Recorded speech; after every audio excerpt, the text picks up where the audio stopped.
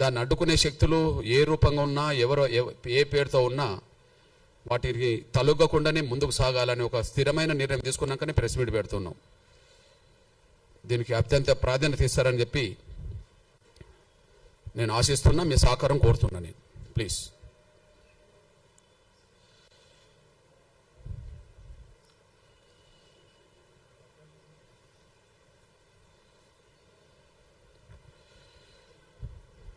కొంత టైం తీసుకున్నా తర్వాత మీరు బిట్స్గా కూడా దాన్ని ఉపయోగించుకోవడానికి మీకు అవకాశం ఉన్నది. కాబట్టి ప్రతి మాటకు దాన్ని కొంత విశ్లేషణ చేస్తున్నప్పుడు కొన్ని ఆధారాలు మీ ముందు పెడతాను. వాటిని మీకు అవసరమైన దాన్ని మీరు ఎట్లాగో సమాజం ముందుకు తీసుకెళ్ళడానికి అవకాశం ఉన్నది. దయచేసి అర్థం చేసుకుంటారని ఆశిస్తున్నా. సహకరించండి.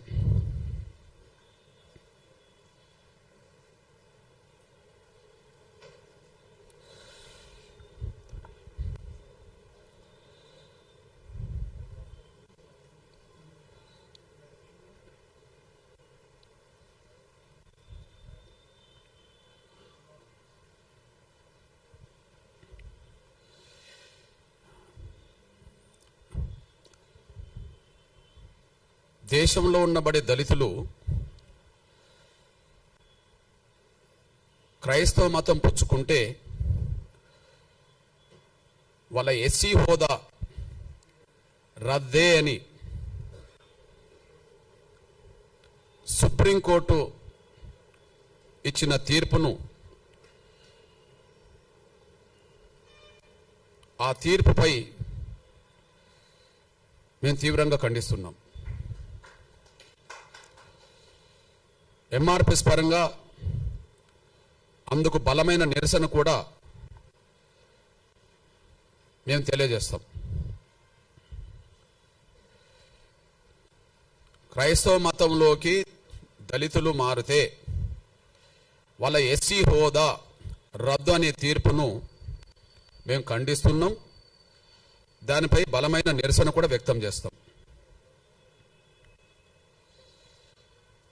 ఈ సుప్రీంకోర్టు ఇలాంటి తీర్పు ఇవ్వడం వెనుక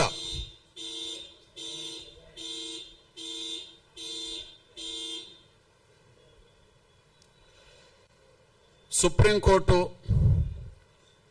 ఇలాంటి తీర్పు ఇవ్వడం వెనుక 1950 నాడు వచ్చిన రాష్ట్రపతి ఉత్తర్వులను బేస్ చేసుకున్నది. 1950 నాడు వచ్చిన రాష్ట్రపతి ఉత్తర్వులను బేస్ చేసుకున్నట్టుగా ఆ తీర్పు చెప్తున్నది. ఆ ఉత్తర్వులే రాజ్యాంగ విరుద్ధం. ఆ ఉత్తర్వులే వివక్షతో కూడిన ఉత్తర్వులు. ఆ ఉత్తర్వులే రాజ్యాంగ విరుద్ధం. ఆ ఉత్తర్వులు వివక్షతో కూడిన ఉత్తర్వులు. ఈ రెండు తప్పే.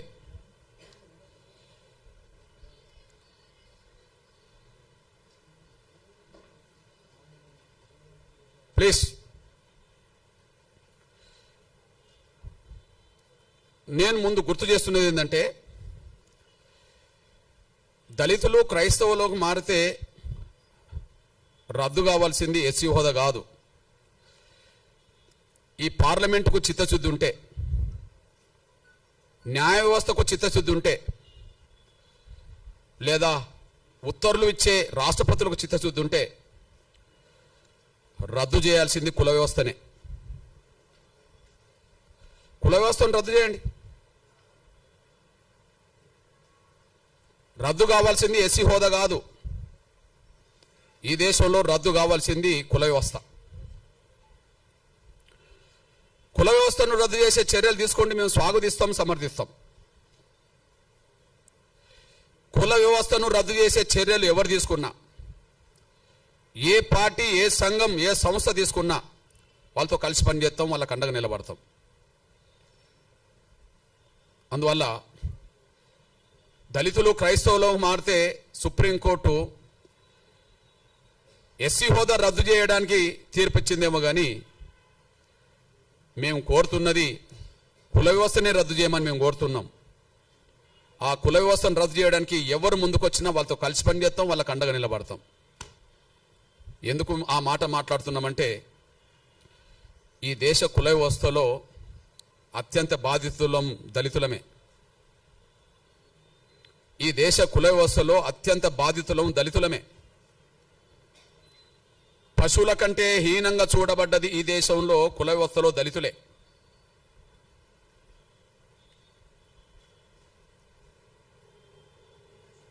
ఈ దేశంలో ఉండబడే ఇతర వర్గాల పౌరులకు ఉండబడే హక్కులు, స్వేచ్ఛ లేనిది దళితులకే. కాబట్టి కుల వ్యవస్థ బాధితులం కాబట్టి, కుల వ్యవస్థలో ఎక్కువ బాధితులం కాబట్టి, కుల వ్యవస్థలో బ్రాహ్మణేతర వర్గాలన్నీ బాధితులే. ఈ దేశ కుల వ్యవస్థలో బ్రాహ్మణేతర వర్గాలన్నీ బాధితులే. అయితే ఒక్కొక్క వర్గం మీద, ఒక్కొక్క కులం మీద కొంత మేరకు వివక్షత ఉంటుంది. ఏ రెండు కులాల మధ్యలో సాంఘిక సామరస్యత, సమానత్వం లేదు. కానీ అన్ని కులాల మీద ఆధిపత్యం, గౌరవం పొందుతున్నది బ్రాహ్మణ వ్యవస్థ. ఈ బ్రాహ్మణ వ్యవస్థలో అత్యంత పీడిత వర్గం ఎవరు? అత్యంత వివక్షత గురవుతున్నది ఎవరు? అత్యంత బాధితులు ఎవరు? పశువుల కంటే హీనంగా ఈ దేశంలో ఏ వ్యవస్థలో చూడబడ్డం? దళితులు, కుల వ్యవస్థల వాళ్ళు. అంటే ఈ దేశ కుల వ్యవస్థలో అత్యంత బాధితులం దళితులం గనక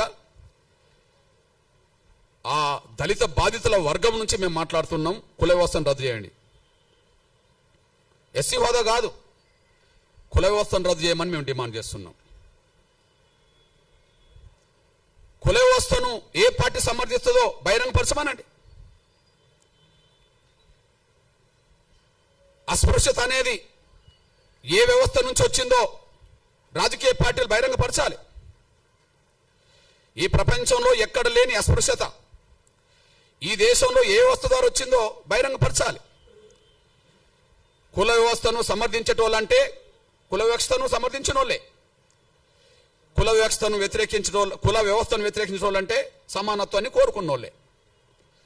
సమానత్వాన్ని ఈ దేశంలో కోరుకునేటోళ్ళు కుల వ్యవస్థ రద్దు కోరుకుంటారు. అసమానతలు ఉండాలని కోరుకునేటోళ్ళు కులాన్ని కోరుకుంటారు, ఉండాలని కోరుకుంటారు. ఈ ఉండాలని కోరుకునే వాళ్ళు ఎవరో బహిరంగం రావాలి. కుల వ్యవస్థ రద్దు కోరుకునేటోళ్ళు ఎవరో బహిరంగం రావాలి. అది సంస్థలైనా, వ్యక్తులైనా, రాజకీయ పార్టీలైనా, ఎవరైనా ఈ విషయంలో బహిరంగ రావాలని డిమాండ్ చేస్తున్నా. నేను ఇంత మాట మాట్లాడడానికి కారణం ఏంటంటే, ఏ తీర్పు అయితే సుప్రీంకోర్టు ద్వారా వచ్చిందో, ఒకనాడు సుప్రీంకోర్టుకు చీఫ్ జస్టిస్గా పనిచేసిన మన తెలుగు ప్రముఖుడు, ఒకనాడు సుప్రీంకోర్టుకు చీఫ్ జస్టిస్గా పనిచేసిన మన తెలుగు ప్రముఖుడు, మాజీ చీఫ్ జస్టిస్ కోకా సుబ్బారావు,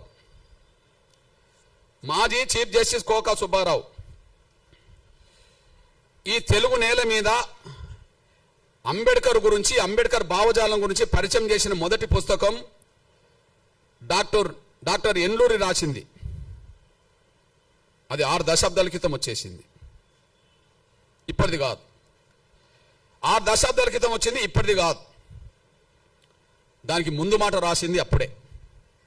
నేను ఇప్పుడు మీకు చూపెడుతున్న పుస్తకం ఈరోజు రాసుకున్నది కాదు, ఈరోజు రాసుకున్నది కాదు. ఇప్పుడు ఆ మేధావి కోక సుబ్బారావు అనేటైనా అమాయకుడు కాదు, నిరక్షరాస్యుడు కాదు. ఇప్పుడు ఇచ్చిన సుప్రీంకోర్టు జడ్జిల కంటే పై హోదాలో ఉన్న వ్యక్తి. అతను చీఫ్ జస్టిస్గా పనిచేసిన వ్యక్తి ఈ దేశ కుల వ్యవస్థ గురించి రాస్తూ ముందు మాట, డాక్టర్ అంబేద్కర్ జీవిత చరిత్రకు ముందు మాట రాస్తూ ఏమన్నాడో ఒకసారి గుర్తు చేసుకుందాం. ఆయన మన తెలుగు ప్రముఖుడే, ఉన్నత వర్గాలకు సంబంధించిన వ్యక్తి వెలమ. ఆయన ఏం మాట్లాడిండో చదివినిపిస్తా. హిందూ మతానికి కులతత్వం ఒక వినాశ హేతువు. హిందూ మతానికి కులతత్వం ఒక వినాశ హేతువు. కులతత్వానికి రాజ్యాంగ చట్టంలో ఎలాంటి ప్రసక్తి లేకపోయినా అది ఏదో ఒక రూపంలో తాండవిస్తూనే ఉంది. అది ఏదో ఒక రూపంలో తాండవిస్తూనే ఉంది. చట్టం, సంఘ సంస్కరణ అనేవి 2 కులతత్వ నిర్మూలనోద్యమంలో కలిసి పనిచేయాల్సిన అవసరం ఉన్నది. కుల వివక్షత పాటించద్దని చట్టం చెప్తున్నది.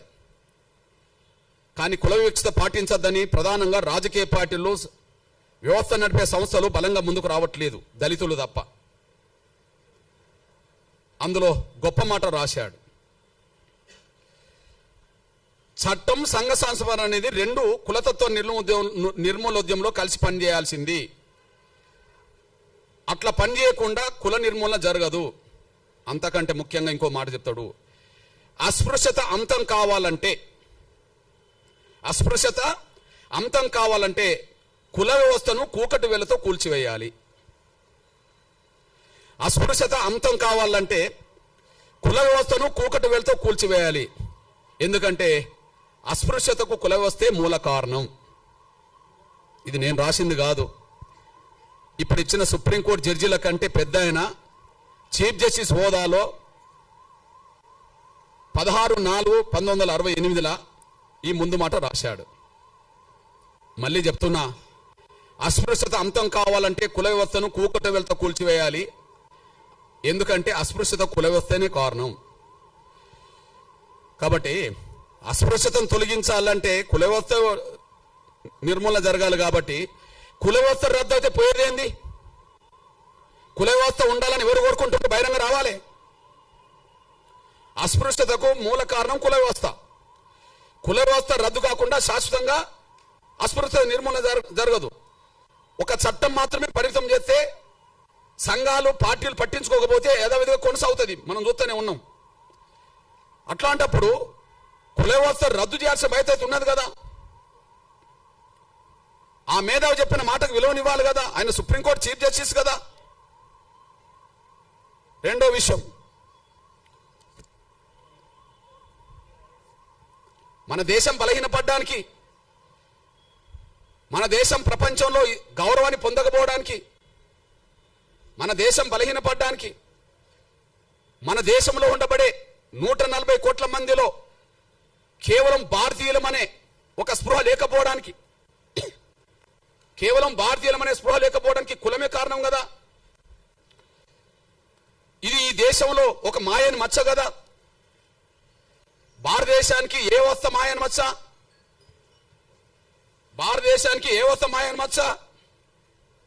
భారతదేశానికి కుల వ్యవస్థ ఒక మాయని మచ్చ.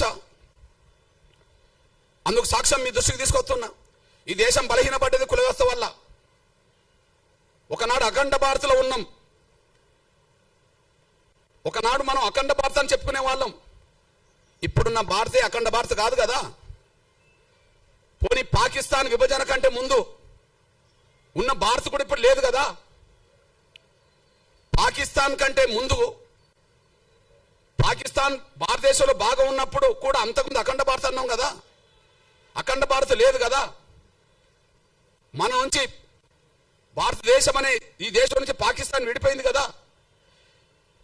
విడిపోవడానికి ఆ విశ్వాసం సంబంధించిన వాళ్ళు ఎక్కువ మంది కావడమే కదా.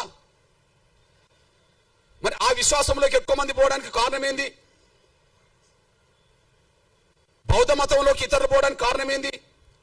క్రైస్తవ మతంలోకి ఇతరులు పోవడానికి కారణం ఏంది? కారణాలు పరిశీలించాలి కదా. హిందూ ధర్మం, సనాతన ధర్మం పురాతనమైంది కదా. మన భారతదేశానికి హిందూ ధర్మం, సనాతన ధర్మం పురాతనమైంది కదా. పురాతనమైన ధర్మం మన భారతదేశ ఎల్లలు దాటి ఇతర దేశాల ప్రజలు ఎందుకు ప్రభావితం చేయలేకుండా పోయింది? ఏ లోపం ఉన్నది? పురాతనమైంది కదా.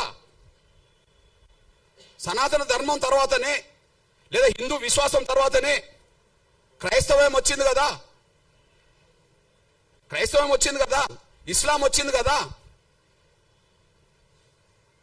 క్రైస్తవం ఎక్కడో మొదలై ఇవాళ ప్రపంచంలో ప్రతి దేశంలో ప్రభావితం చేస్తుంది కదా. ఇస్లాం ఎక్కడో మొదలై ప్రపంచ దేశాల్లో దాదాపు 60%, 70% దేశాల మీద ప్రభావితం చేస్తున్నది కదా. అసలు మన దేశంను దాటి బయట ఎందుకు పోలేకపోయాం? సనాతన ధర్మం తర్వాతనే మిగతా ధర్మాలు వచ్చినాయి కదా ఈ ప్రపంచంలో. ఆ రెండు విశ్వాసాలకు సంబంధించిన వాళ్ళు ఎందుకు విస్తరించగలిగినరు?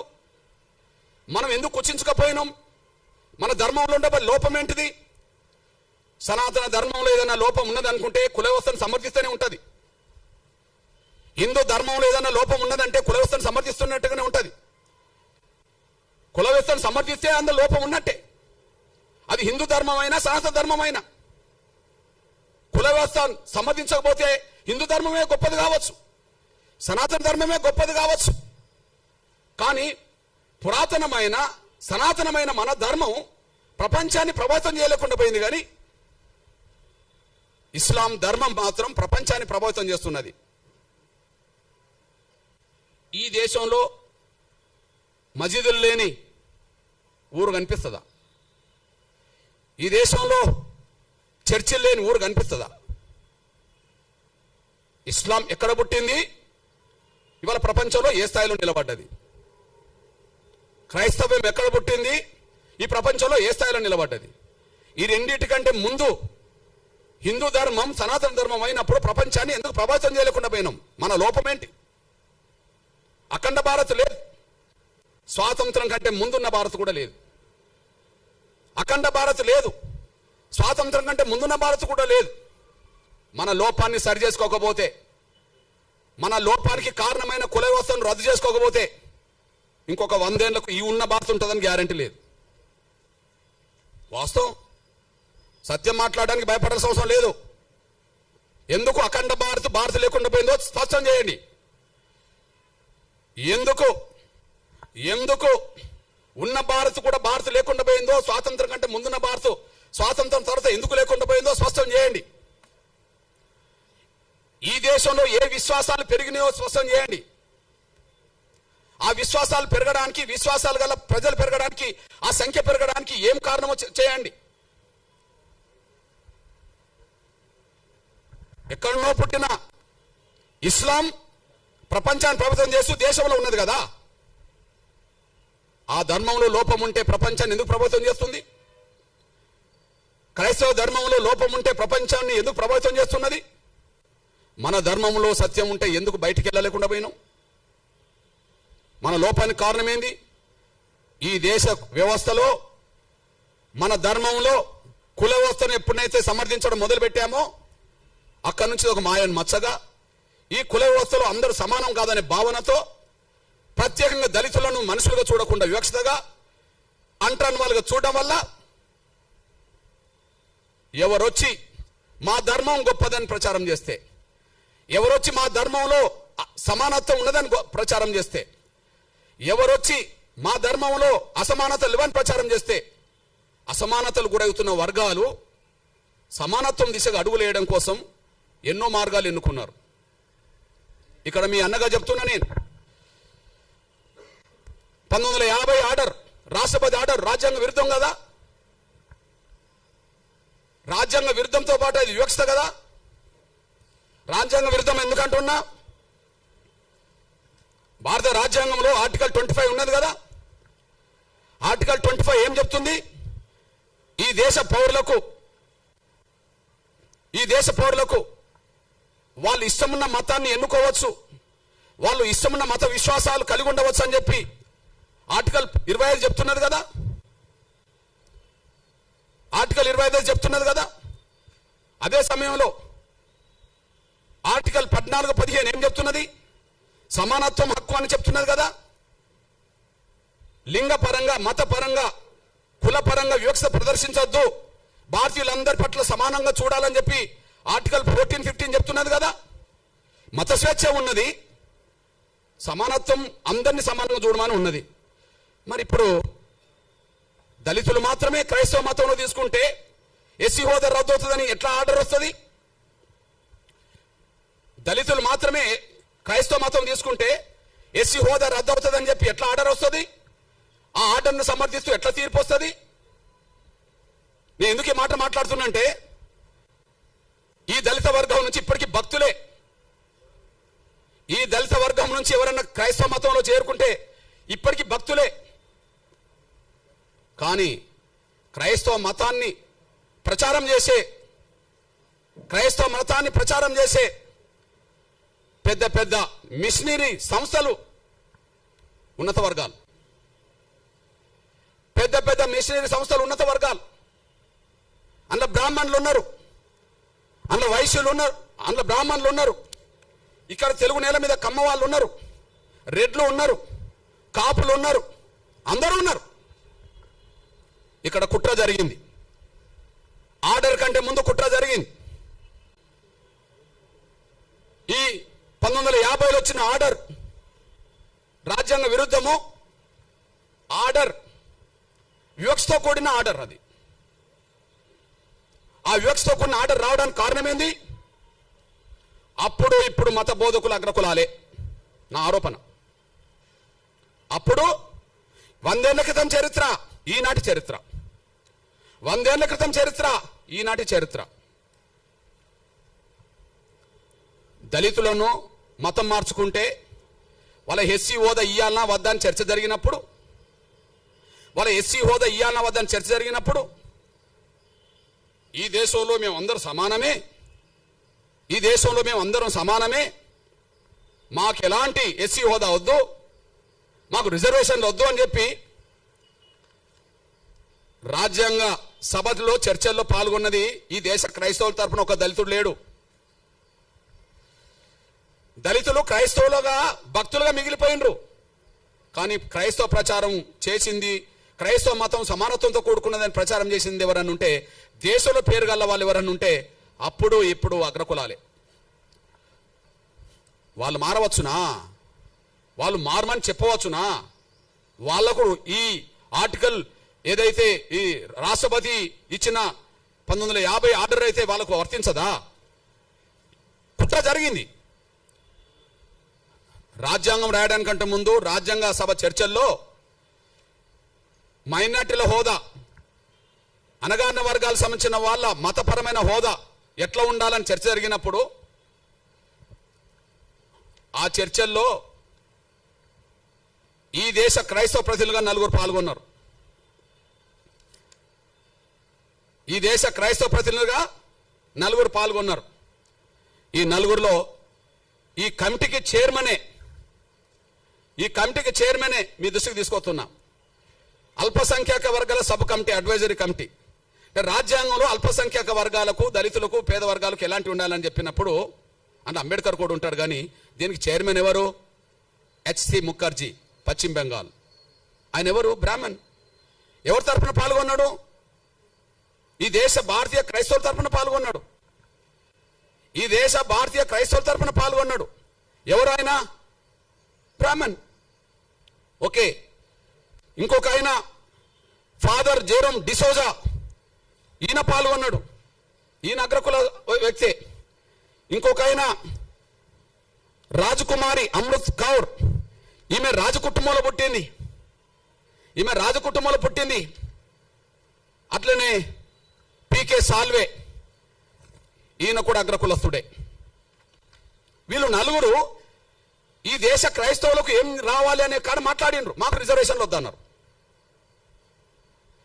అంటే ఈ దేశ దళిత క్రైస్తవులకు అన్యాయం జరుగుతున్నది, వాళ్ళకు న్యాయం జరగాలని మాట్లాడుతున్నప్పుడు మాలో సమానత్వం ఉన్నది, మాకు ఎలాంటి విభేదాలు లేవు, మాకు రిజర్వేషన్లు వద్దు, మాకు ఎస్సీ హోదా వద్దని చెప్పి అగ్రకులస్తులు చెప్పారు కదా. అంటే మీరు ఇప్పుడు చెప్పండి. అంటే హిందూ దళితుల తరపున అంబేద్కర్ పాల్గొన్నాడు, ఎదుగుతూనే పాల్గొన్నాడుగా. హిందూ దళితుల తరపున ఇందులో ఇదే కమిటీలో జగ్జీవన్ కూడా పాల్గొన్నాడు. హిందూ దళితుల తరపునే కదా ఈ కమిటీలో ఉంటాడు. అంబేద్కర్ ఉంటాడు, జగ్జీవన్ రామ్ ఉంటాడు. అంబేద్కర్ ఉంటాడు, జగ్జీవన్ రామ్ ఉంటాడు. కానీ హిందూ దళితుల తరపున వాళ్ళు మాట్లాడతారు. క్రైస్తవ తరపున మాట్లాడలేదా అంబేద్కర్ అంటే? మాట్లాడిన చరిత్ర నేను చెప్తా. కానీ ప్రత్యేకంగా క్రైస్తవ తరపున మాట్లాడాల్సిన నిర్ణయం ఎవరు తీసుకోవాల్సి వచ్చింది? ఈ దేశంలో క్రైస్తవ తరపున ఎదిగిన వాళ్ళే. మరి అప్పుడు దళితుల నుంచి క్రైస్తవులో ఎదిగిన వాళ్ళు ఎవరు లేరు కదా, ఆస్థాకి ఎదిగిన వాళ్ళు లేరు కదా, భక్తులుగా మిగిలిపోయిండ్రు. కానీ ఒక శక్తులుగా ఎదగలేదు కదా. ఈ 4 కూడా గాంధీ శిష్యులే. పేరు క్రైస్తవ మతం ఉన్నది, వాళ్ళ కులాలు అగ్రకులాలు, కానీ వాళ్ళు గాంధీ శిష్యులు.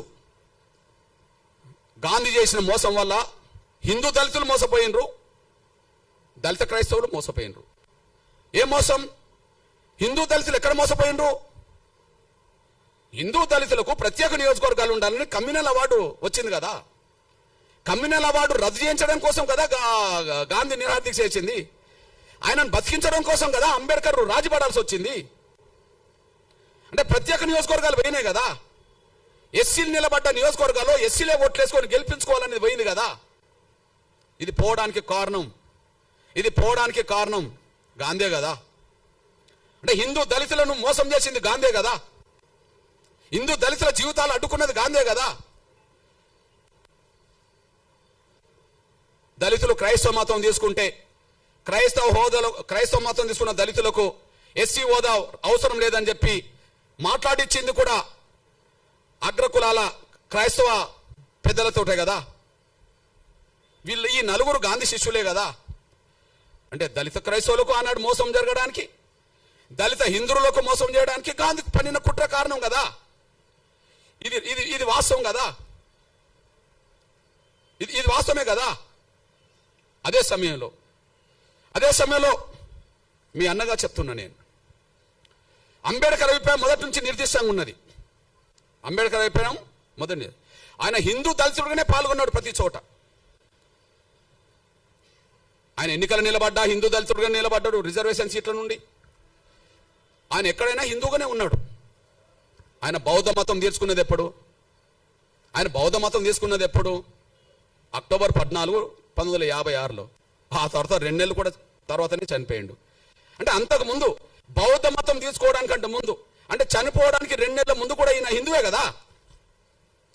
అంబేద్కర్ హిందువేనేగా, అఫీషియల్గా హిందువునే కదా. ఎస్సీ రిజర్వేషన్లో హిందూ దళితుడుగానే చేశాడు. ఎస్సీ నియోజకవర్గంలో హిందూ దళితుడు కాకపోతే అప్పటికి బౌద్ధ మతంలో ఉన్నోళ్ళకు కూడా ఎస్సీ హోదా లేదు కదా. సిక్కు మతం ఉన్నోళ్ళకి ఎస్సీ హోదా లేదు కదా. అంబేద్కర్ పోటీ చేసే నాటికి ఒక దళితులకు, హిందూ దళితులకు మాత్రమే పోటీ చేసే అవకాశం ఉన్నది కదా. మరి హిందూ దళితుడుగా ఆయన అభిప్రాయం చెప్పిండు కదా. మతం మారినంత మాత్రాన కుల వ్యవస్థకు సంబంధించిన అవమానాలు దళితులకు తగ్గవు. ఆయన 2 చోట్ల చెప్పాడు. చెప్పేశాడు. అంబేద్కర్ అభిప్రాయాలు చాలా స్పష్టంగా కనిపించినాయి. లోధియన్ కమిటీ పరిణామాలే కమ్యూనల్ అవార్డు వచ్చింది. ఆ లోధియన్ కమిటీ ముందు ఈయన వాదన చేశాడు. ఆ వాదన ఒకసారి వినిపిస్తా చూడండి. హిందూ మతం నుండి క్రైస్తవంలోకి మారిన వాళ్లకు గుర్తింపు రావచ్చునో రాదో, కానీ సమాజం అతన్ని చూసే చూపులో మాత్రం మార్పు రాదు. గ్రామాల్లో దళిత క్రైస్తవులు ఇప్పటికీ అస్పృశ్యులుగానే పరిగణించబడుతున్నారు. వారికి విడిగా శ్మశానాలు ఉంటాయి. ఇది ఎప్పటి మాట? 1932 కంటే ముందు మాట, కమ్యూనల్ అవార్డు కంటే ముందు మాట. అయితే అప్పుడు కూడా ఇట్లాంటి ఉన్నత వర్గాల క్రైస్తవ లీడర్లు మాకు అవసరం లేదన్నప్పుడు ఆయన డీసెంట్ నోట్ రాస్తాడు. మీ అభిప్రాయంతో నేను ఏకీభవించట్లేదు అని. మీ అభిప్రాయంతో ఏకీభవించట్లేదని చెప్పి లోధియన్ కమిటీ ముందు ఆయన డీసెంట్ నోట్ రాసి ఏమంటాడంటే, అస్పృశ్యతను కేవలం హిందూ మతానికి పరిమితం చేయకూడదు. అస్పృశ్యత వల్లే కలిగే సామాజిక వైకల్యం, సోషల్ డిజాబిలిటీ ఏ మతంలో ఉన్న వారికైనా వర్తిస్తుంది. కేవలం క్రైస్తవులనే ముద్ర వేసి వాళ్ళని అణగారిన వర్గాల జాబితా నుండి తొలగించడం అన్యాయము.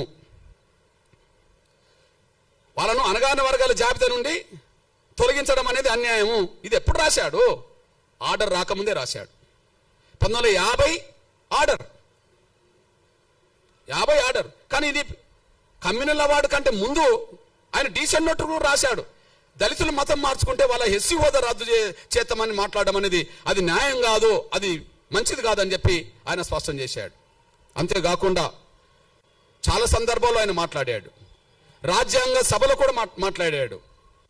దళితులు ఏ మతం పుచ్చుకున్నా వాళ్ళు దళితులుగానే పరిగణించబడుతున్నారు. దానికి కారణం ఈ దేశ కుల వ్యవస్థ డామినేట్ చేస్తున్నది. ఈ దేశ కుల వ్యవస్థ ముందు మత విశ్వాసాలు కూడా వెనుకబడిపోతున్నాయి.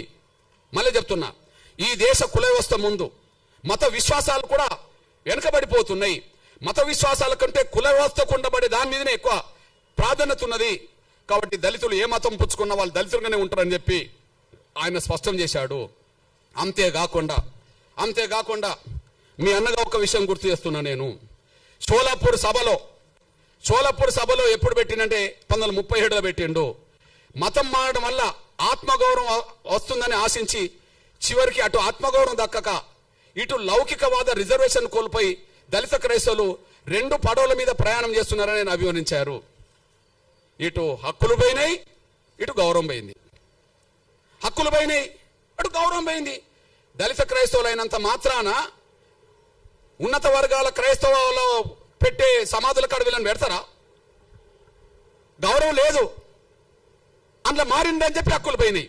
రెండిటికి చెడిపోయినరు అని చెప్పి, రెండిటికి నష్టపోయిందని చెప్పి డాక్టర్ బాబాసాహెబ్ అంబేద్కర్ మాట్లాడిండు. ఇప్పుడు మీ అన్నగా చెప్తున్నా, మీకు లేటెస్ట్ ఉదాహరణ చెప్తున్నా. 100 ఏళ్ల క్రితం క్రైస్తవ వ్యవస్థ మీద 100 ఏళ్ల క్రితం ఉన్నత వర్గాల ప్రభావమే ఉన్నది. వాళ్ళు ప్రచారకులు, వీళ్ళు భక్తులు, అంతే. వాళ్ళు ప్రచారకులు, వీళ్ళు భక్తులు. ఇప్పటికీ 100 ఏళ్ల తర్వాత చరిత్ర చెప్తున్నా నేను, పేర్లు 100 ఏళ్ల తర్వాత చరిత్ర చెప్తున్నా, వాళ్ళ పేర్లు. ఇప్పుడు చూడండి, చౌత ఈ తెలుగు నేలను క్రైస్తవ మత ప్రచారాన్ని 99% ప్రభావితం చేసే పెద్ద పెద్ద ఫాదర్ల పేరు, పాస్టర్ల పేరు, బ్రదర్స్ పేరు మీకు చదివి వినిపిస్తా. ఇలా ఒక్క దళితుడి పేరు చెప్తే నేను 100 ఏళ్ల క్రితం 4 పేరు చెప్పాను. 100 ఏళ్ల తర్వాత 10 మంది పేరు చెప్తా. ఒక్కసారి ఆ 10 మంది పేర్లు వినండి. బ్రదర్ అనిల్ కుమార్, వైఎస్ రాజశేఖర్ గారు అల్లుడు. బ్రదర్ అనిల్ కుమార్, వైఎస్ రాజశేఖర్ గారు అల్లుడు. చాలా గొప్ప ప్రచారకుడు, బ్రాహ్మణ్. ఓకే, ఆయన పెద్ద ప్రచారకుడు అని చెప్పి మా బ్యాచ్, ఆయన గొప్పోడు, గొప్ప ప్రచారకుడు అని చెప్పి వీళ్ళు వెళ్తారు. అక్కడ దాకా ఎదగరు వీళ్ళు, కానీ ఎక్కడికి వెళ్తారు? ప్రచారకుడు ఎవరు? అనిల్. ఇప్పుడు మీరు చూడండి, ఒకే చోట ఉండి 100ల చోట్ల వీడియో, అది కెమెరాలు పెడతారు. ఏంటిది అది? డిజిటల్ సంబంధించిన పెట్టి లక్షల మందిని ప్రభావితం చేసే బ్రదర్ సతీష్ కుమార్, లక్షల మందిని ప్రభావితం చేసే బ్రదర్ సతీష్ కుమార్ ఓసీ కాపు. ఓకే, ఓసీ కాపు. బ్రదర్ కేఏ పాల్ ప్రపంచ సువార్థికుడే, మనందరూ తెలుసు. ఇక్కడ నుంచి ప్రపంచ దేశాలకు ప్రభావితం చేసే వ్యక్తి, కాపు. Okay, brother John Wesley, brother Rajahmundry కేంద్ర జాన్ వెస్లీ, ఇతను మన మంగళి సోదరుడు, చాలా ప్రభావితం చేస్తున్నాడు, BC. Vijay Paul Reddy, brother Vijay Paul Reddy చాలా ప్రభావితం చేస్తున్నాడు. జయప్రకాష్ పాల్ బ్రాహ్మణ, జయప్రకాష్ పాల్ బ్రాహ్మణ. శ్యామ్ కిషోర్, పాస్టర్ శ్యామ్ కిషోర్ ఓసీ కమ్మ. ఓకే, ఓసీ కమ్మ. Stephen Paul, pastor PJ Stephen Paul OC బ్రాహ్మణ. ఓసన్న మినిస్ట్రీస్ జాన్ వెస్లీ కాపు. Pastor Shalem Raj BC, pastor Shalim Raj BC. మా దళితుడు ఎక్కడున్నాడో నాకు అర్థమవుతలేడు. వీళ్ళు ఈ తెలుగు నేల మీద క్రైస్తవ మత ప్రచారకులుగా వాళ్ళు దేశంలో అంతర్జాతీయ స్థాయిలో పేరు తెచ్చుకుంటున్నారు. వాళ్ళని నమ్మి సమానత్వం ఉన్నదని చెప్పి వీళ్ళు భక్తులుగా పోతున్నారు. ఇప్పుడు ఈ ప్రచారం చేసిన వాళ్లకు, ఈ మతంలో చేరండి, మతం గొప్పదని చెప్తున్న వాళ్లకు 1950 ఆర్డర్ వర్తించదు. 1950 ఆర్డర్ వర్తించదు. వాళ్ళ కులం వాళ్ళ కులంగానే ఉంటుంది. వాళ్ళ కులం వాళ్ళ బ్రాహ్మణ కులమే, వాళ్ళు ఓసీలే. వాళ్ళు కమ్మ కులమే, వాళ్ళు ఓసీలే. మా మంగళ సోదరుడు బీసీనే, కాపులు ఓసీనే అక్కడ కదా, కమ్మ వాళ్ళు ఓసీనే. ఈ ఆర్డర్ వాళ్ళకేం వర్తించదు. ఎవరైతే క్రైస్తవ మతం చాలా గొప్పదని ప్రచారం చేసి దూసుకెళ్తున్నారో, పేరు తెచ్చుకుంటున్నారో, ప్రతి ఆదివారం, శనివారం, శుక్రవారం, ప్రతిరోజు ప్రార్థన పేరుతో దశమ భాగం తీసుకుంటున్నారో, ప్రార్థనల పేరుతో దశమ భాగం కోరుతున్నారో, అసలు దశమ భాగం ఇవ్వకపోతే కూడా దేవుడు అంగీకరించాడని చెప్పి మళ్ళీ భయభ్రాంతులు గురి చేస్తున్నారో, వాళ్లకు ఈ ఆర్టికల్, ఈ రాష్ట్రపతి 1950కి సంబంధించిన ఆర్డర్ వర్తించదు. ఆర్డరు మేము గొర్రెలం కదా, వర్తిస్తుంది. దళితులు వాళ్ళు గొర్రెలాగా భావించుకుంటారు. వీళ్ళకి వర్తిస్తుంది ఆర్డర్, వాళ్ళకి వర్తించదు. మీరు చెప్పండి, ఇది వివక్షత కాదా? అసలు ఆర్డర్ రాజ్యాంగ విరుద్ధం అన్నా నేను. ఆర్టికల్ 14కు 15కు విరుద్ధం, సమానత్వ స్వేచ్ఛకు విరుద్ధం, ఆర్టికల్ 25కు విరుద్ధం, మత స్వేచ్ఛకు విరుద్ధం. అంటే బ్రాహ్మణులు మాత్రం క్రైస్తవ మతం పుచ్చుకోండి అంటే ప్రచారం చేయవచ్చునా? కాపులు, కమ్మోళ్ళు, రెడ్డోళ్ళు క్రైస్తవ మతం పుచ్చుకోండి, ఇందులో గొప్ప ధర్మం ఉంటే ప్రచారం చేయవచ్చునా? దశమ భాగం పేరుతో వాళ్ళు బాగా వెనుకేసుకోవచ్చునా? దళితులు మాత్రం మతం మార్చుకుంటే వాళ్ళు ఎస్సీలు కాకుండా పోతారా? బ్రాహ్మణులు అయినప్పుడు, క్రైస్తవ మతం పుచ్చుకున్న వాళ్ళు బ్రాహ్మణులుగానే ఉన్నప్పుడు వాళ్ళు ఓసీలు అయినప్పుడు, క్రైస్తవ మతం పుచ్చుకున్న వాళ్ళు కమ్మోళ్ళు అయినప్పుడు వాళ్ళు ఓసీలు అయినప్పుడు, కాపులు ఓసీలు అయినప్పుడు, ఓసీలు ఉన్నప్పుడు, రెడ్లు ఓసీలు ఉన్నప్పుడు వాళ్ళకి ఈడబ్ల్యూఎస్ రిజర్వేషన్ వర్తిస్తున్నాయి కదా, వాళ్ళకి ఈడబ్ల్యూఎస్ రిజర్వేషన్ వర్తిస్తున్నాయి కదా.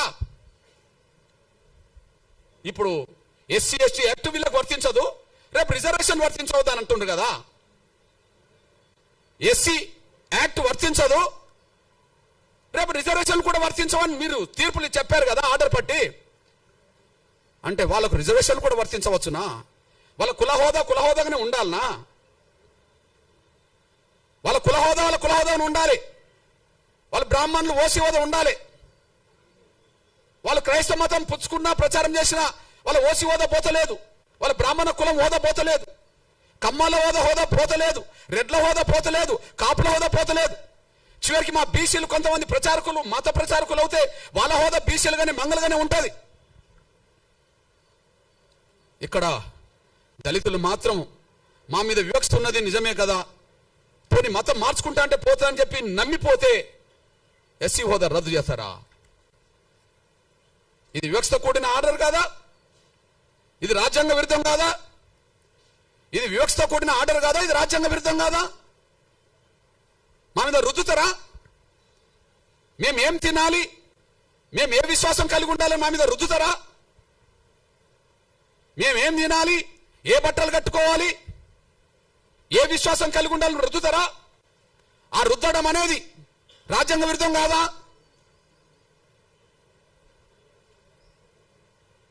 మత స్వేచ్ఛ లేదని, ఎవరు కూడా హిందూ ధర్మంలోనే ఉండాలని కుల వ్యవస్థ రద్దు చేసి ఆర్టికల్ 25 తొలగించండి, మాకు అభ్యంతరం లేదు.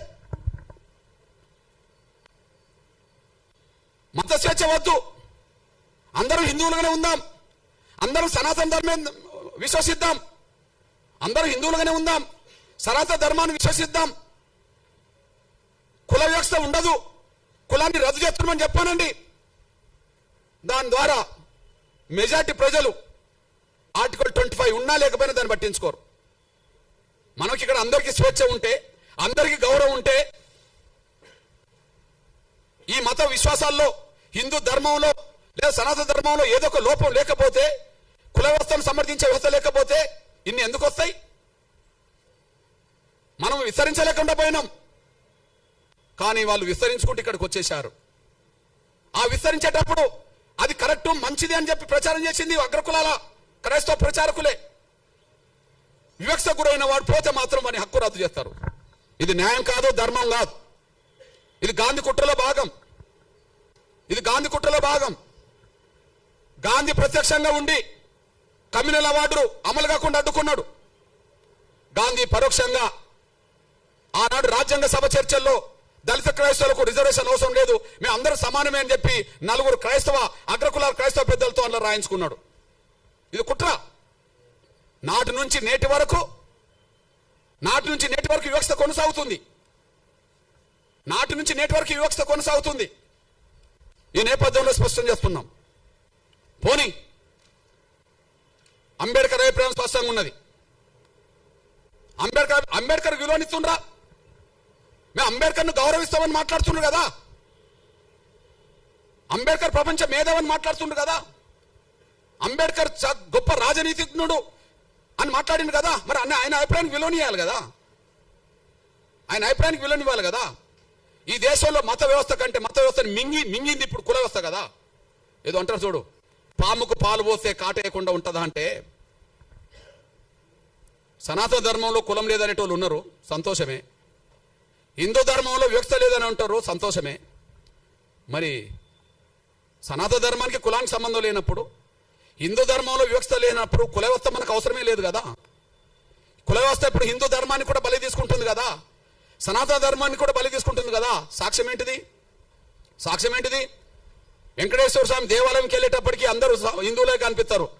మరి వాళ్ళ సొంత ఊర్లోకి వచ్చినప్పుడు అక్కడ పోయిన వాళ్ళందరూ కలిసి ఒకరినొకరిని ఇచ్చిపుచ్చుకుని ఉండడానికి అవకాశం లేదు కదా. అయోధ్యకి వెళ్ళేటోళ్ళు అందరూ అక్కడ సమానంగా కనిపిస్తారు. కానీ రాముణ్ణి నమ్ముకున్న వాళ్ళందరూ ఈ దేశంలో అందరూ సమానంగా వాళ్ళ గ్రామాల్లో లేరు కదా. కృష్ణుని నమ్ముకునేటోళ్ళు ద్వారాకి వెళ్ళొస్తుంటారేమో, అక్కడికి వెళ్ళేటప్పుడు అందరూ సమానంగా దేవుడి కాడ కనిపిస్తారేమో. కానీ ఇళ్ళకి వచ్చినప్పటికీ వాళ్ళ మధ్యలో సమానత్వం లేదు కదా. అంటే రాముని నమ్ముకున్నా, కృష్ణుని నమ్ముకున్నా, క్రీస్తుని నమ్ముకున్నా, ఎవరిని నమ్ముకున్నా, వెంకటేశ్వర నమ్ముకున్నా, ఈ దేశ కుల వ్యవస్థ విశ్వాసాల కంటే ఈ యొక్క కుల వ్యవస్థ శాసిస్తున్నది కదా. విశ్వాసాలు రెండో స్థాయికి వెళ్ళినాయి కదా, కుల వ్యవస్థ శాసిస్తున్నది కదా. అంటే మనం పెంచి పోషించిన పాము మనం కాటేస్తున్నది కదా. ఈ కాటేయడం వల్లనే అఖండ భారత్ లేకుండా పోయింది కదా. ఈ కాటేయడం వల్లనే ఉన్న భారత్ కూడా పాకిస్తాన్ భూభాగం అంటే వెళ్ళిపోయింది కదా. దేనివల్ల వెళ్ళిపోయింది? ఈ కుల వ్యవస్థ రుగ్మత మాయన్ మచ్చ ఉండడం వల్లనే ఇక్కడ వేరే విశ్వాసాలు పెరగాల్సిన దారి తీసింది కదా. ఆ విశ్వాసాలను తీసుకొచ్చిన వాళ్ళు కూడా అగ్రకులాలే వాళ్ళే కదా.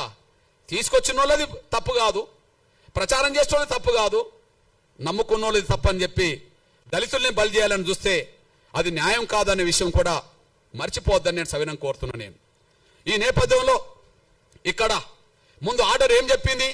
1950లో ఆర్డర్ హిందువులు తప్ప మిగతా ఏ మతం నమ్ముకున్నా వాళ్ళకు ఎస్సీ హోదా ఉండదు అని చెప్పేసింది. ఓకే, ఆర్డర్ ఏమన్నా ఖురానా, భగవద్గీత లేకపోతే బైబిలా? మనం మార్చుకునేదే కదా. రాష్ట్రపతి ఆర్డరును మనం మార్చుకునేది కదా. ముందు 1950లో రాష్ట్రపతి ఆర్డర్ వచ్చే సమయానికి ఒక హిందువులు తప్ప ఎస్సీ హోదాకు మిగిలిన ఎవరు కూడా వర్తించదని చెప్పింది కదా. మరి తర్వాత 56లో దాన్ని సరి చేసుకున్నారు కదా. 56లో ఇంకో ఆర్డర్ వచ్చింది కదా. అందులో సిక్కులు కూడా ఎస్సీ హోదా వర్తించదని చెప్పింది కదా.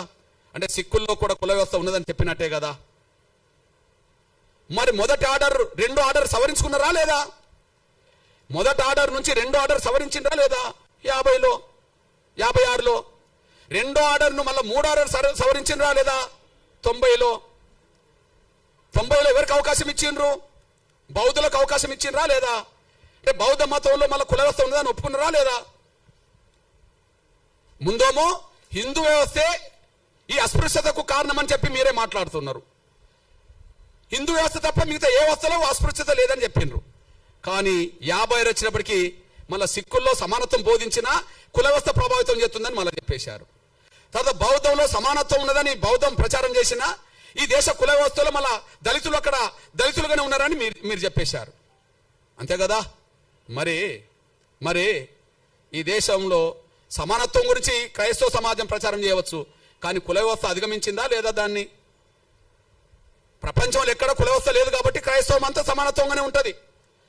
ప్రపంచంలో ఎక్కడ కూడా ఇస్లాం సమానత్వాన్ని బోధించింది కాబట్టి అక్కడ కుల వ్యవస్థ లేదు కాబట్టి ఉంటుంది. కానీ ఇక్కడ ఉన్నది కదా. మరి ఇక్కడ ఉండకపోతే బీసీ రిజర్వేషన్లో ముస్లింలు వచ్చారు కదా, ఏ గ్రూపులో ఉన్నారు కదా, బి గ్రూపులు ఉన్నారు కదా. అంటే సామాజిక వ్యవస్థ ఇక్కడ పడ్డది కదా. అంటే ఈ దేశంలో హిందూ విశ్వాసంలో ఉన్న కుల వ్యవస్థ ఉండడం వల్ల వివక్షత కొనసాగుతుంది. సిక్కు ధర్మం ఉన్నా కొనసాగుతుంది, బౌద్ధ ధర్మం ఉన్నా కొనసాగుతుంది. క్రైస్తవ ధర్మం ఉన్నా కొనసాగుతుంది. కుల వ్యవస్థ ప్రభావం ఇస్లాం మతం కూడా ఇక్కడ పడుతుంది. నేను ఒక మాట చెప్తున్నదంటే, ఈ దేశంలో కుల వ్యవస్థ ఉన్నంత వరకు ఎన్ని గొప్ప మతాలు ఇక్కడికి వచ్చినా, ఎన్ని గొప్ప గొప్ప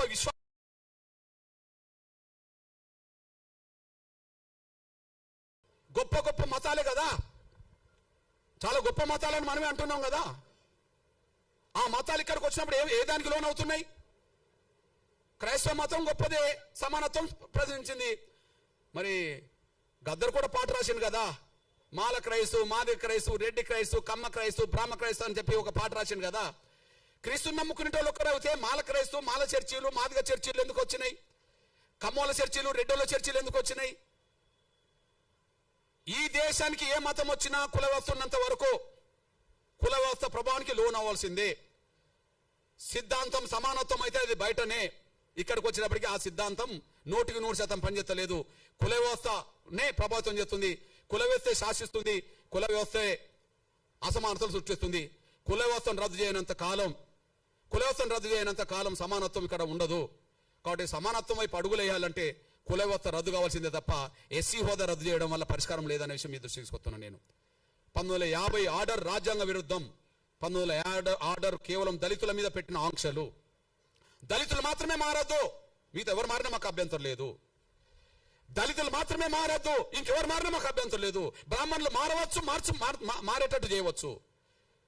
రెడ్లు మారవచ్చు, మారేటట్టు చేయవచ్చు. కమ్మోళ్ళు మారవచ్చు, మారేటట్టు చేయవచ్చు. బీసీలు ఇతరులు మారవచ్చు, మారేటట్టు చేయవచ్చు. కానీ దళితులు మాత్రం మారద్దు. మీరు మా కాళ్ళ కాడు ఉండాలి. మేము అంట్రానోళ్ళని పిలిచినా కూడా మీరు పడి ఉండాలి. మిమ్మల్ని అవమానించినా మీరు పడి ఉండాలి. మిమ్మల్ని చిన్న చూపు చూసినా పడి ఉండాలి. కుల వ్యవస్థలో వివక్షత ఉన్నది కాబట్టి, కుల వ్యవస్థలో అంట్రాంతనం ఉన్నది కాబట్టి మేము పాటించినా మీరు పడి ఉండాలి. మీకు మనుషుల హోదా సమానమైన గౌరవం కాదు, పశువులతో సమానంగా, పశువుల కంటే హీనంగా చూసినా మీరు పడి ఉండాలి. కానీ మారద్దు. కుల వ్యవస్థలో అస్పృశ్యత ఉంటుంది, మీరు అంగీకరించి రిజర్వేషన్ పొందండి. మీరు మారితే రద్దు చేస్తాం. ఇది కండిషన్ కాదా? ఇది కండిషన్ కాదా? ఇది నిర్బంధమైన హింస కదా? మీరు బలవంతంగా ఉండండి. మీరు మారదలుచుకుంటే రిజర్వేషన్ వదులుకొని వెళ్ళండి. ఏ వ్యవస్థ లేని వాళ్ళు మారినా మంచిదే. కుల వ్యవస్థలో వివక్ష గురవుతున్నదా బ్రాహ్మణ సమాజం? అందరికంటే ఎక్కువ గౌరవమైన హోదా పొందింది కదా. ఈ తెలుగు నేల మీద బ్రాహ్మణ సమాజం తర్వాత కమ్మ, రెడ్లు, కాపులు ఉంటారు కదా అగ్రకులాల లిస్టులో. వాళ్ళు కూడా ఎస్సీ, బీసీల కంటే పై హోదాలో ఉన్నారు కదా. అంటే పై హోదాలో ఈ దేశంలోనే అత్యున్నత వ్యవస్థలో, కుల వ్యవస్థలో గౌరవం పొందుతున్న బ్రాహ్మణులు మారిన మాకు అభ్యంతరం లేదు. వాళ్ళకు 1950 ఆర్డర్ వర్తించదు. ఈ తెలుగు నేల మీద కమ్మోళ్ళు, రెడ్డోళ్ళు, కాపులు ఎవరు మారిన మాకు అభ్యంతరం లేదు. వాళ్ళకి ఆర్డర్ వర్తించదు. కానీ అందరికంటే కుల వివక్షత గురవుతున్న వాళ్ళు ఎవరైనా ఉంటే, దళితులైతే వాళ్ళు మారితే మాత్రం అంగీకరించాం. బలవంతంగా వాళ్ళ పాదాల కాడ, వాళ్ళ కాళ్ళ కాడ కట్టిపడేసుకోవాలా? ఇదా రాజ్యాంగ స్పిరిట్? ఇదా ఆర్టికల్ 14-15 చెప్పింది? ఇదా ఆర్టికల్ 25 చెప్పింది? మత స్వేచ్ఛ అందరికి ఉంటుంది, వీళ్ళకు ఉండదా?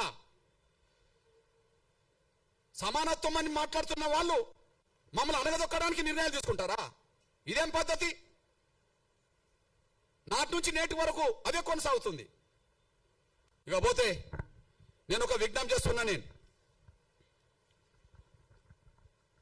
హిందూ మందిరాల్లో ముందు, హిందూ దేవాలయాల్లో కేవలం బ్రాహ్మణులనే పూజారులుగా చేసే వ్యవస్థ రద్దు కావాలి.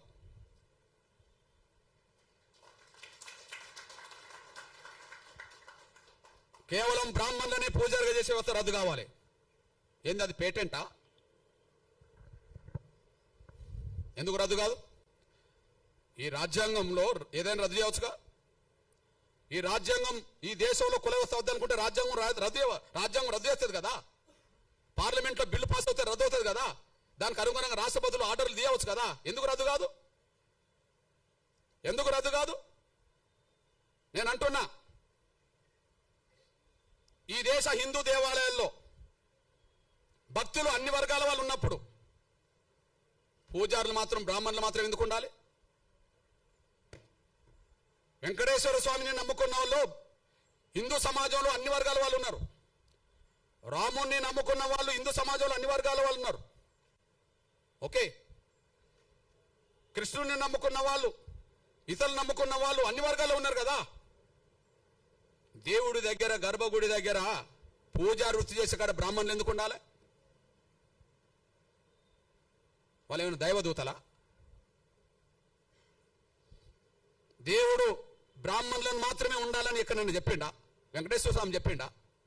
రాముడు ఏమన్నా చెప్పిండా? కృష్ణుడు ఏమన్నా చెప్పిండా? ఇంకెవరైనా చెప్పిండ్రా? హిందూ దేవాలయంలో బ్రాహ్మణులు మాత్రమే పూజారులకు ఉండే వ్యవస్థ రద్దు కావాలా నా డిమాండ్. అక్కడి నుంచి కుల నిర్మూలకు దారితీస్తుంది, అక్కడి నుంచి సమానత్వానికి దారితీస్తుంది. హిందూ వ్యవస్థలో సమానత్వం రావడానికి పునాదులు పడతాయి. నేను ఒక విషయం చెప్తున్నా, నేను అయోధ్యలో రాముడి గుడి కాడ మా ఎస్సీ ఎస్టీ బీసీలకు ఉండబడే హక్కు ఇంకెవరికి లేదు. అది శ్రీకృష్ణ మందిరమైనా అయోధ్య మందిరమైనా రామాలయాలు ఎక్కడుంటాయో అక్కడ ఎస్సీ ఎస్టీ బీసీలకు ఉండబడే అంత రైట్ ఇంకెవరికి లేదు. ఓకే, నేను సాక్ష్యం చెప్తున్నా. మనం రామరాజ్యం గురించి మాట్లాడతాం. రాముడు పరిపాలించినాకనే రామరాజ్యం కదా, పరిపాలించక ముందు కాదు కదా. రాముడు ఒక రాజుగా, మనం నమ్ముకున్న వాళ్ళకు విశ్వాసం దేవుడు. ఆయన భౌతికంగా వ్యక్తిగా జీవించాడు కాబట్టి ఒక రాజు, క్షత్రియ కులం, క్షత్రియ వంశం. రాముడు ఏ వంశం? క్షత్రియ వంశం, అంతే కదా. రాముడు ఏ వంశం? క్షత్రియ వంశం. ఓకే, నేనంటున్నా జై శ్రీరామ్ అని అందరం అంటాం అనుకో. రాముడి గొప్ప లక్షణాలు ఆయన పరిపాలన ద్వారా తెలిసినాయి కదా ఎక్కువ. రామరాజ్యం అని ఎందుకు అంటున్నాం? రాముడికి తమ్ముడు ఉన్నాడు, భరతుడు. రాముడి కంటే ముందు పరిపాలించండు కదా. రాముడు అయోధ్యకు వచ్చినప్పుడు తండ్రి మాటకు, సవతి తల్లి మాటకు, పినతల్లి మాటకు కట్టుబడి ఉండి రాముడు అడవికి వచ్చాడు కదా, సీతను, శ్రీమతి గారిని పట్టుకొని, తమ్ముడిని పట్టుకొని. అప్పుడు ఎవరు పరిపాలించిండ్రు? ఎవరు పరిపాలించరు కదా. మరి ఆయన పరిపాలించడు, రాముడు పరిపాలించడు. కానీ మనం ఏమంటున్నాం? మన హిందూ సమాజంలో రాముడి భక్తులు, ఓకే రాముడు దేవుడు గొప్ప రాజు అనుకుంటే ఏమంటున్నాం? రామరాజ్యం తీసుకొస్తాం అంటున్నారు. రామరాజ్యం గొప్పదే కదా. ఆ రామరాజ్యం గొప్పదని ఎట్లా తెలిసింది? రాముడు పరిపాలిస్తేనే తెలిసింది కదా. మరి రాముడు అయోధ్య నుండి వస్తే, అడవి నుండి వచ్చినాకనే పరిపాలించండు కదా. అడవికి వెళ్ళక ముందు రాజు కాదు కదా. అడవికి వెళ్ళక ముందు రాజు కాదు కదా. అడవికి వెళ్ళి వచ్చినాకనే రాజు కదా. మరి అడవికి వెళ్ళి అడవి నుంచి మళ్ళీ ఉట్టికనే వచ్చాడా? యుద్ధం చేయలేదా? యుద్ధం జరిగిందా లేదా? రామారావణ యుద్ధం జరిగిందా లేదా? ఆ యుద్ధంలో గెలిస్తే కదా రాముడు రాజు అయింది. మళ్ళా ఆ యుద్ధంలో గెలిస్తే కదా అయోధ్యకి వెళ్ళింది. గెలిచినాక కదా అయోధ్యకి వెళ్ళింది. అయోధ్యకి వెళ్ళినాక కదా మళ్ళీ రాజుగా పట్టాభిషేకం చేసింది. గెలవకపోతే ఓకే గెలిచిండు. గెలవడానికి యుద్ధం జరిగింది కదా. ఆ యుద్ధం ఎక్కడ జరిగింది? అడవిలో జరిగింది కదా. ప్రధానంగా శ్రీలంకకు దక్షిణాది మధ్యనే జరిగింది కదా. మరి ఆయన సైన్యం ఎవరా? రాముడు సైన్యం ఎవరు? రాముడు సైన్యం ఎవరు? వానరులే కదా. వానరులు అంటే ఎవరు? అడవి బిడ్డలు కదా. అడవి బిడ్డలు అంటే ఎవరు? ఆదివాసులు కదా. ఆదివాసులు అంటే ఎస్టీలు కదా. అడవిలోనే యుద్ధం జరిగింది కదా. రాముడి సైన్యం 99% ఎవరు? రాముడికి తోడొచ్చిన లక్ష్మణుడు ఉన్నాడు సోదరుడిగా. కానీ రాముడికి అండగా నిలబడ్డది ఎవరిగా? సుగ్రీవుడు కదా. అడవి గిరిజన రాజే కదా. ఆంజనేయుడు కదా. సైన్యానికి నాయకత్వం వహించింది, యుద్ధం చేసిండు కదా. సైన్యానికి నాయకత్వం వహించింది ఎవరు? యుద్ధం చేసింది ఎవరు? ఆంజనేయుడు కదా యుద్ధం చేసింది. ఆంజనేయుడు ఎవరు? మరి ఆదివాసి కదా. సుగ్రీవుడు ఎవరు? ఆదివాసే కదా. రాముణ్ణి గెలిపియడానికి యుద్ధంలో ప్రధాన పాత్ర పోషించింది ఎవరు? వానర సైన్యం కదా. ఆ వానర సైన్యాన్ని గైడ్ చేసింది ఎవరు? జాంబవంతుడు కదా. ఆ వానర సైన్యాన్ని గైడ్ చేసింది ఎవరు? జాంబవంతుడు కదా. ఇది ఎక్కడి నుండి తీసుకున్నాం? ఇదంతా వాల్మీకి రామాయణమే కదా. ఇది ఎక్కడి నుండి తీసుకున్నాం? వాల్మీకి రామాయణం నుండి తీసుకున్నాం కదా. ఇప్పుడు మనకు మన సైన్యాన్ని, దేశ ప్రభుత్వాన్ని గైడ్ చేస్తున్నది ఎవరు చెప్పు? దేశంలో ఒక పెద్ద ఆయన అజిత్ దోవల్, అంతేనా? సైన్యాన్ని ప్రభుత్వాన్ని గైడ్ చేసేది ఎవరు? అనుభవస్తుడు అజిత్ దోవల్. అజిత్ దోవల్ లాంటి పాత్ర రావణుడి యుద్ధ కాలంలో జాంబవంతుడు చేసిండని చరిత్ర ఉన్నది కదా. రావణ యుద్ధంలో ఆంజనేయుడికి తన శక్తి తెలియదని తెలుసు కదా. తన శక్తిని గుర్తు చేసింది ఎవరు? జాంబవంతుడు కదా. నువ్వు దాటగలవు, నువ్వు సముద్రాన్ని ఈదగలవు, దాటగలవు, నువ్వు వాయుపుత్రుడివి కదా, నువ్వు పోయి రాగలవు, సీత జాడ తెలుసుకోగలవు, అక్కడున్న వాస్తవాలు చెప్పగలవు, అక్కడి నుంచి మనం యుద్ధం చేయగలవు అని చెప్పింది ఎవరు? ఆంజనేయుడికి తన శక్తి స్వరూపుడని గైడ్ చేసింది ఎవరు? చైతన్యపరిచింది ఎవరు? ప్రోత్సహించింది ఎవరు? జాంబవంతుడు కదా. రామ లక్ష్మణులతో పాటు సైన్యం అంతా మూర్చబడ్డప్పుడు, వాళ్ళ దాడిలో రావణకు సంబంధించిన వాళ్ళ యుద్ధం దాడిలో మూర్చపోయినప్పుడు వాళ్ళని లేపడానికి వాళ్ళ ఆంజనేయుని పంపి ఏం తెప్పించిండు? మీరే చెప్పాలి. సంజీవిని తెప్పించింది ఎవరు? జాంబవంతుడే కదా. యుద్ధాన్ని నడిపించింది జాంబవంతుడు. యుద్ధంలో త్యాగాలు చేసింది వానర సైన్యం. వానర సైన్యానికి సంబంధించిన వాళ్ళు గిరిజనులు. రాముడి అయోధ్య దేవాలయం నుంచి మొదలుకుంటే రామ మందిరాల్లో నా గిరిజనులు లేకుండా, దళితులు లేకుండా వీళ్ళేందా పూజారి వృత్తి చేసేది? వాళ్ళేమైనా యుద్ధంలో గెలిపించిన వాళ్ళ? వాళ్ళేమైనా యుద్ధంలో గెలిపించిన వాళ్ళ? యుద్ధంలో గెలిస్తే కదా, యుద్ధంలో గెలిస్తే కదా రాజు అయింది. వాళ్ళేంది అంటున్నా నేను. రావాలి, చర్చకు రావాల్సిందే, చర్చకు రావాల్సిందే. పోనీ రాముడి గుణాలని, రాముడి పౌరుషాన్ని, రాముడి మానవత్వాన్ని, రాముడి సామాజిక స్పృహను గొప్పగా ప్రపంచానికి చాటిన వాళ్ళు ఎవరా? ఎవరు? వాల్మీకే కదా. గొప్పగా ప్రపంచానికి చాటిన వాళ్ళు ఎవరు చెప్పండి? రామాయణం రాసిన వాళ్ళు ఎవరో చెప్పండి. వాల్మీకి రామాయణం లేకపోతే రాముడి చరిత్ర ఎవరికి తెలుసో చెప్పండి. వాల్మీకే కదా. వాల్మీకిని మన తెలంగాణలో పోయే కదా, బీసీనే కదా, అక్కడక్కడ ఎస్సీలో ఉన్నారు కదా. పోనీ బీసీ సమాజం అనుకుందాం. నేనంటున్నా, వాల్మీకుడు రాముడి గురించి ప్రపంచానికి తెలియకముందే అందరు తెలిసేలాగా చేసింది వాల్మీకి అయితే, నా బీసీ ప్రజలకు సంబంధించిన వాళ్ళు ఎందుకు పూజారులు ఉండరు రామ మందిరాల్లో? రాముడు యుద్ధం చేసే సమయానికి సీత జాడ కనుక్కోనేలాగా ప్రోత్సహించింది, తెలుసుకున్నది, వీళ్ళని కాపాడి ప్రయత్నం చేసింది మన జాంబవంతుడు కదా, దళితుడు కదా, మాదిగల ఆరాధ్య పురుషుడు కదా కదా. ఈ దళితులకు లేని పూజారి వాళ్ళకెట్లా వచ్చింది? యుద్ధంలో గెలిపించింది మేము కదా, మా ఆదివాసులు కదా. రాముడు గురించి దేశానికి ప్రపంచానికి తెలిపేటట్టు చేసింది మా వాల్మీకి కదా. వాల్మీకిని బ్రాహ్మణులను ఒప్పుకోమనండి, జాంబవంతుడు మావాడని ఒప్పుకోమనండి, ఆంజనేయుడు మావాడని ఒప్పుకోమనండి. వాళ్ళు ఒప్పుకోరు కదా. వాళ్ళు ఎవరు మరి? ఆంజనేయ వారసత్వం వానరులు అవుతానేమో గిరిజనులు, జాంబవంతుడు అయితే దళితుడు మాదిగా, వాల్మీకి పోయా. మరి మాకు లేని స్వేచ్ఛ రామ మందిరాల్లో, మాకు లేని హక్కు రామ మందిరాల్లో, మేము పూజారులు కానప్పుడు యుద్ధం చేయడానికి మాత్రం మేము ఉపయోగపడాలా?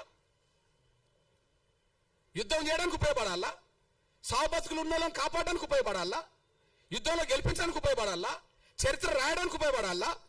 కానీ రామ మందిరాల్లో పూజలు చేయడానికి ఉపయోగపడమా మేము? మా దళితుల్లో, గిరిజనుల్లో, బలహీన వర్గాల్లో ఐఏఎస్ ఆఫీసర్లు అవుతాను కదా.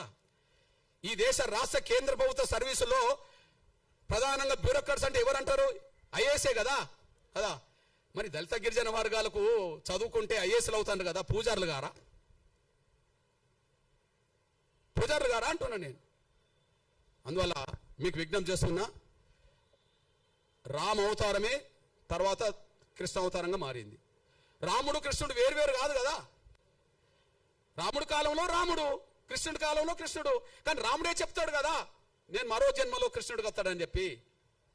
మన నమ్మకం, మన విశ్వాసం, మన నమ్మకం, మన విశ్వాసం. నేను అంటున్నా, కృష్ణుడు ఎవరా? కృష్ణుడు మా యాదవ, మా బీసీ బిడ్డే కదా. వరుసకు మాకు బావవుతాడు, వరుసకు మాకు బావవుతాడు కాదని చెప్పానండి. వరుసకు మాకు బావవుతాడు కాదని చెప్పానండి. రాముడు రావణ మధ్యలో జరిగిన యుద్ధము 1000 మంది చచ్చిపోయినరు కదా, 18 రోజులు జరిగింది. కానీ మా ఆది జాంబవుడును కృష్ణుడి మధ్యలో ఒక గృహంలో జరిగిన యుద్ధం 28 రోజులు జరిగింది. ఏ యుద్ధం ఎక్క పెద్దది? ఇద్దరి మధ్యలో జరిగింది. ఎవరు ఓడలే, ఎవరు గెలవలే. మా వాడు ఎంత గట్టివాడో చూడండి. ఎవరు ఓడలే, ఎవరు గెలవలే. లాస్ట్కు మావాడు అనుకుంటాడు జాంబవుడు, అరే నీ అమ్మ ఈ దేశంలో ఈ ప్రపంచంలో నన్ను ఓడించిన వాళ్ళు ఎవరై ఉంటారంటే, ఓహో రాముడి కాలంలో నేను అడిగాను, రాముడితో యుద్ధం చేస్తాను అన్నప్పుడు ఇంత మనం చేసుకున్నాం కదా రాముడితో యుద్ధం, నీకు ఈ జన్మలో వద్దు కానీ నీకు వచ్చే జన్మలో కృష్ణుడు ఏర్పడితే అప్పుడు నీకు ఏదో రకంగా యుద్ధం చేద్దాంలే అని అంటే, ఇంతకాలం నాతో యుద్ధం చేస్తున్నాడు అంటే ఆయన రాముడే అని చెప్పి, నువ్వు దేవుడి అవతార పురుషుడు కాబట్టి నాతో ఇంత యుద్ధం చేసావు అని చెప్పి మళ్ళీ కాంప్రమైజ్ అయ్యి మళ్ళీ రాముడు ఆ కృష్ణుడికే కదా మా జాంబవతిని మా అక్కనిచ్చింది. ఈయన ఒక మణిహారం కోసం వెతుకులాట చేస్తూ, ఒక మణిహారం ఉన్నది, ఆ మణిహారం ఒక అతను మెడకేసుకొని వస్తుంటే సింహం తింటది, జాంబవంతుడు ఆ సింహాన్ని తీసి చంపి ఇది తీసుకొచ్చుకుంటాడు, బిడ్డకు దగ్గర ఆడుకుంటుంటాడు ఆ వస్తువు.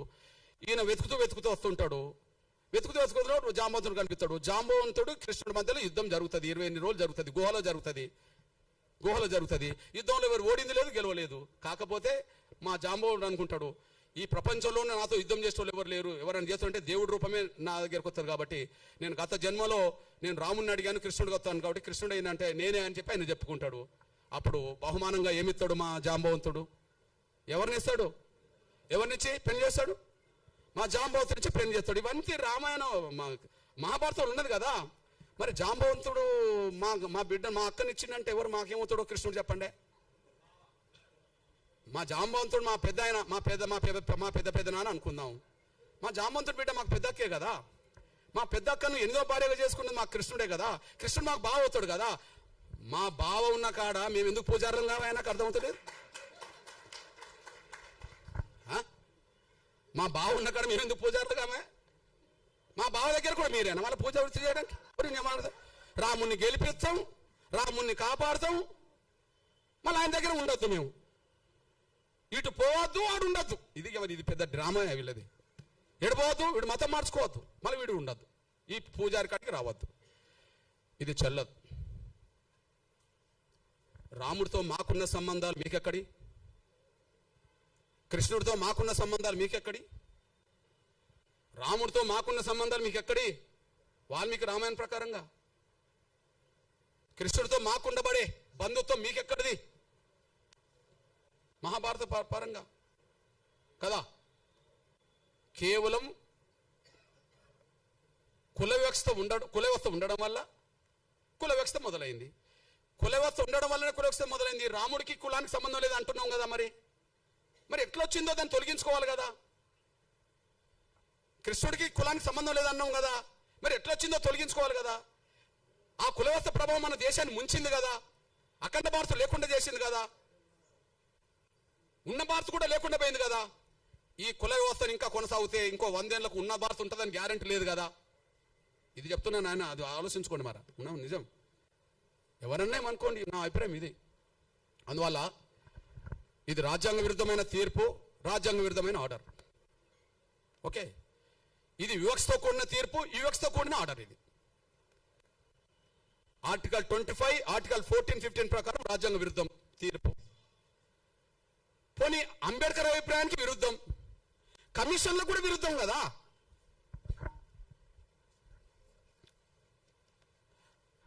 రంగనాథ్ మిశ్రా కమిషన్ దళితులు క్రైస్తవ మతం తీసుకున్నప్పటికీ వాళ్ళ మీద కులవక్షత పోలేదు, అంటరాంతనం పోలేదు. దళితులు క్రైస్తవ మతం తీసుకున్నా రంగనాథ్ మిశ్రా కమిషన్ రిపోర్ట్ ఇచ్చింది కదా, కేంద్రం వేసిందే. అదే సమయంలో ఇది 2007లో వేస్తే సతీష్ దేశపాండే కమిషన్ రిపోర్ట్ కూడా ఉన్నది. సతీష్ దేశపాండే కమిషన్ రిపోర్ట్ కూడా ఉన్నది, 2008లో వచ్చింది. ఇందులో కూడా దళితులు క్రైస్తవ మతం తీసుకున్నా వాళ్ళ మీద కులవక్షత పోలేదు అని చెప్తున్నాడు, అంటరాంతనం కొనసాగుతుందని చెప్తున్నాడు. ఇది కమిషన్ల అభిప్రాయానికి వ్యతిరేకం, కేంద్ర ప్రభుత్వం వేసింది. ఇది ఆర్టికల్ రాజ్యాంగం ప్రకారంగా రాజ్యాంగానికి వ్యతిరేకం, ఆర్టికల్ 25కి 14, 15కి వ్యతిరేకం.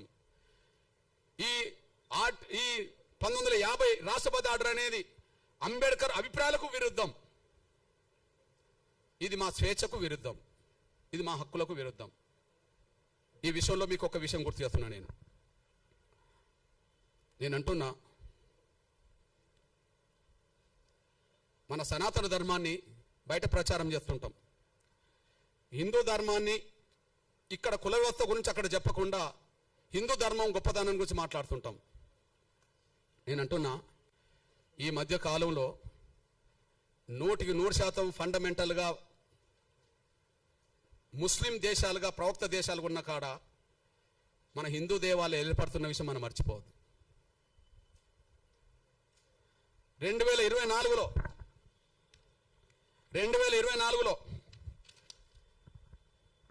యునైటెడ్ అమిరేట్స్ అబుదాబిలో మన ప్రధానమంత్రి గారు 2024 ఫిబ్రవరి 14 అబుదాబిలో ప్రధానంగా హిందూ దేవాలయాన్ని ప్రారంభించి వచ్చిన విషయం మనం మర్చిపోవద్దు.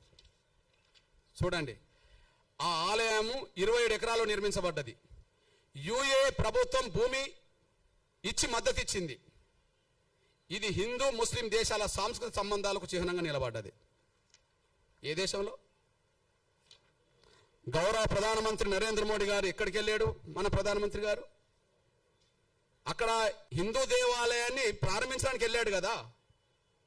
అక్కడ హిందూ దేవాలయం ప్రారంభించడానికి వెళ్ళాడు కదా.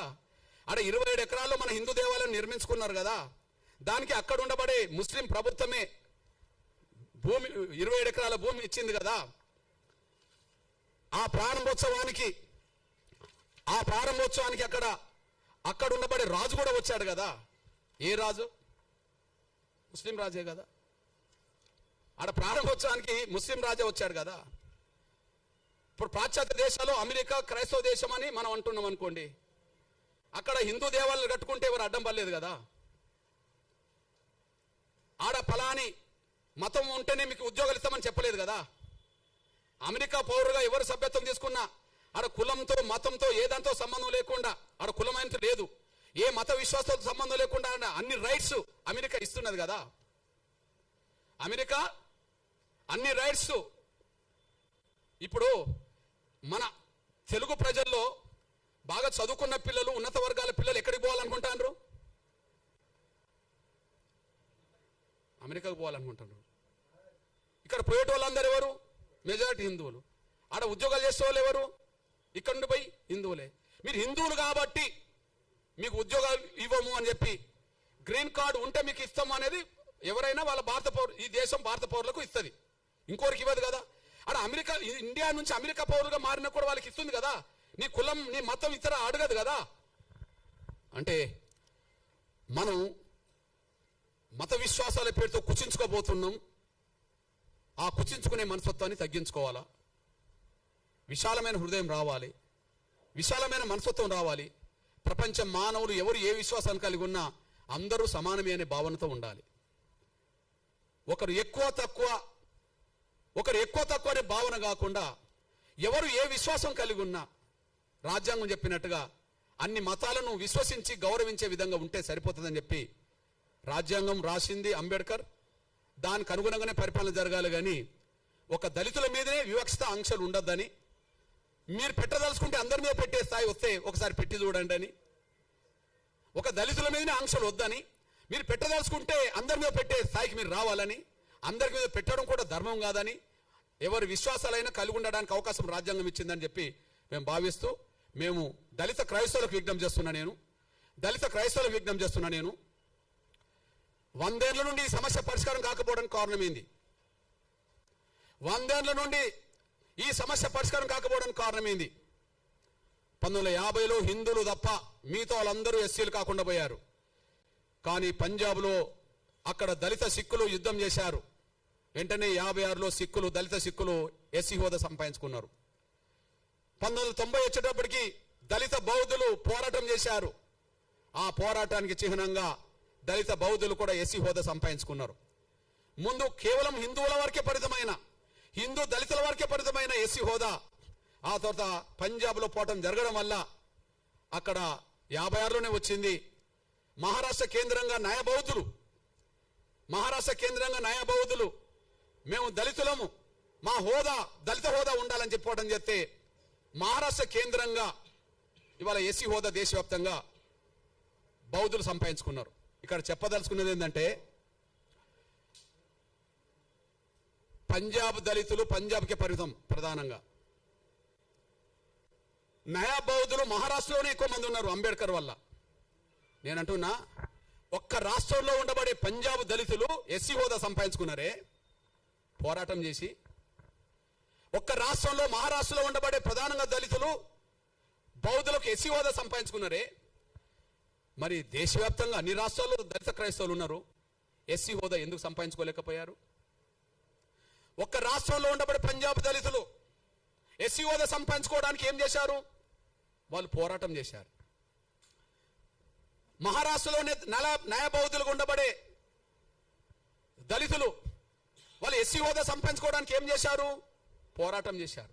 అంటే ఒక్క రాష్ట్రంలో ఉండబడే దళిత సిక్కులకు సాధ్యమైనప్పుడు ఎస్సీ హోదా, ఒక్క రాష్ట్రంలో ఉండబడే మహారాష్ట్ర బౌద్ధులకు ఎస్సీ హోదా సాధ్యమైనప్పుడు దేశంలో ముఖ్యంగా దక్షిణాది రాష్ట్రాల్లో అన్ని రాష్ట్రాల్లో దళితులు క్రైస్తవులుగా ఉన్నారు కదా, మరి అన్ని రాష్ట్రాల్లో దళిత క్రైస్తవులు ఎస్సీ హోదా సాధించుకోకపోవడానికి కారణం ఏందన్నప్పుడు వాళ్ళకి వీళ్ళకు తేడా ఏంటంటే వాళ్ళు ఒక్కొక్క రాష్ట్రంలోనే ఉన్న వాళ్ళు పోరాటం సాధించారు, కానీ ఇక్కడ పోరాటం కాకుండా ప్రార్థనకు పరిమితమయ్యారు. చర్చిలోనే ప్రార్థన చేస్తారు కానీ బయటకు వచ్చి పోరాటం చేస్తలేరు. వీళ్ళకు నేర్పింది కూడా అగ్రకుల బ్రాహ్మణులే, మీరు పోరాటం చేయదురా నాయన అని చెప్పి. ఎందుకంటే కుట్ర చేసింది వాళ్ళే, పోరాటం చేయొద్దని చెప్తున్నది వాళ్ళే. ఎస్సీలు కాకుండా కుట్ర చేసింది అగ్రకుల క్రైస్తవులే, ఇప్పటికీ వాళ్ళే. కొన్ని కోట్ల మందిని ప్రభావితం చేసే ఈ అగ్రకులాలకు సంబంధించిన ఫాదర్లు, పాస్టర్లు వాళ్ళ ప్రార్థన మందిరాల్లో దళితులు క్రైస్తవులుగా మారితే వాళ్ళని దళితులుగా లేకుండా చేయడం అనేది న్యాయం కాదని చెప్పి అన్ని వర్గాల క్రైస్తవులను ఎందుకు బయటికి రప్పించలేరు? అంటే దళిత క్రైస్తవులు వాళ్ళ హక్కులు కోల్పోవాలి, వీళ్ళు బానిసలుగా వీళ్ళ దగ్గర మిగిలాలి. వాళ్ళ హక్కులు కోల్పోవాలి, వాళ్ళు బానిసలుగా మిగిలాలి. అంటే బానిసలుగా మిగిల్చుకోవడం కోసమే అగ్రకుల క్రైస్తవ ఫాదర్లు, పాస్టర్లు వాళ్ళ దశమ భాగం మాత్రం రప్పించుకుంటారు. ఇక్కడ మీ అన్నగా ఒక విషయం గుర్తు చేస్తున్నా నేను, భారతదేశ దళితులు ముగ్గురిని స్ఫూర్తిదాయకంగా తీసుకోవాలి దళిత క్రైస్తవులు. నేను ఇప్పటికీ హిందూ